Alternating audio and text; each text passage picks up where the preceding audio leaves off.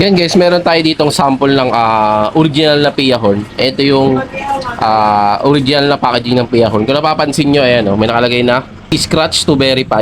Then ayan, meron siyang ganyan na sticker. So yun guys, ito dahil hindi pa siya na-scratch kasi try natin guys kung ano ang pag binerify natin ito, pag in-scratch natin ito, kung anong unang lalabas na pag in-scan natin siya. Ito. Yan, kung ano lalabas pag in-scan natin siya. I-testing natin. Yan. Scratch na muna natin.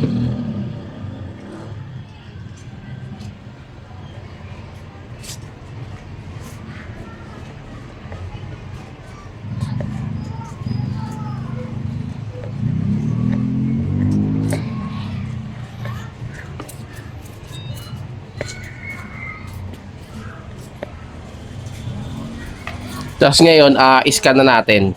Ayan guys, scan na natin siya. Ayan. Tutok nyo lang sa scanner nyo. Ayan, may pinasukan sa website. Medyo matagal lang kasi may hina ang net ngayon dito sa shop. May hina signal. Pero afterwards lalabas yung ano niyan, yung notification. Ayun, lumabas na. Ang nakalagay yung PIA verification results. Ayan, original product check. Serial number niya.